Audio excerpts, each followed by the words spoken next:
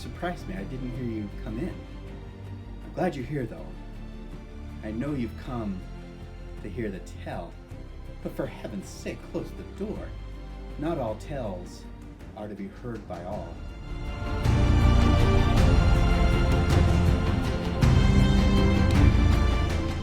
Thank you. Now we can talk. Here it is. This is the book. This is Ridpath's Histories of the World. It was in this room, this library. In fact, it was this chair next to this globe, the very place I am right now, that the whole story began. It was this book that was a conundrum. Ridpath. Ridpath in his day was known as one of the finest historians in all the world, and there was great anticipation to his book coming out, The Histories of the World, in 2 volumes. And yet when they came, they knew that there was some type of problem. Ridpath, one of the greatest historians, had written a book that was full of phony baloney. He described odd, unique histories, described places and treasures and people that no one had ever heard of before. He was discredited as a kook. In fact, everything, every place, every person had been discredited in all 2 volumes, except for one. No one had the funds or cared anymore to prove everything wrong in Ridpath's history, and so they gave up. But that got me thinking. Ridpath was no fool, so how did he produce a book full of folly? Maybe everything wasn't folly. And so I paid attention to the one thing that no one had been able to prove wrong. Here, come closer. Let me show you what I mean. In fact, it was one page, this very page, that caught my attention. This was the page that everyone had decided to ignore. The page that no one believed was true, because nothing else in the whole 2-volume set had proven true. But this page told the most incredible story. It told the story of a city, a large city, a prosperous city, a wealthy city that had been built high up in the mountains of the Himalayas.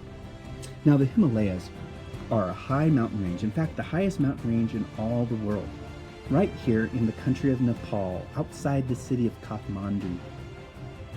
And Ridpath's story, this city held massive treasure troves.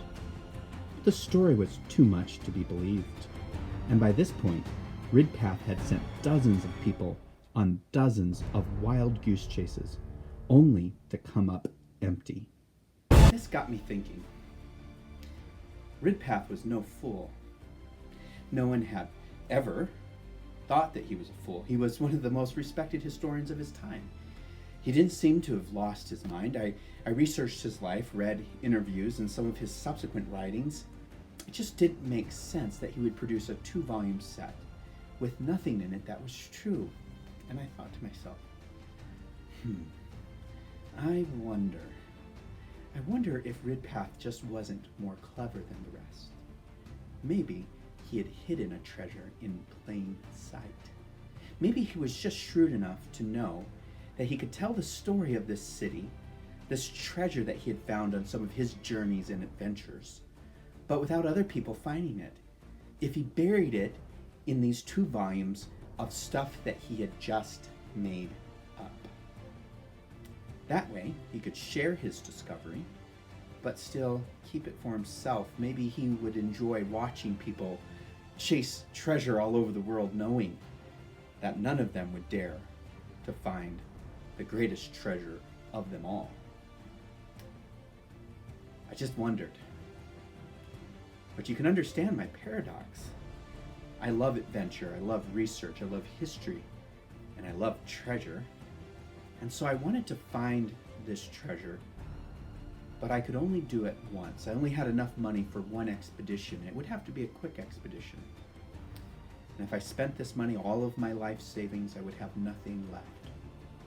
What should I do? What would you do? Would you pursue Ridpath's treasure? Or would you save the money that you have and stay safe at home? maybe you can help me out. Why don't you tell me what you would do if you were in my spot?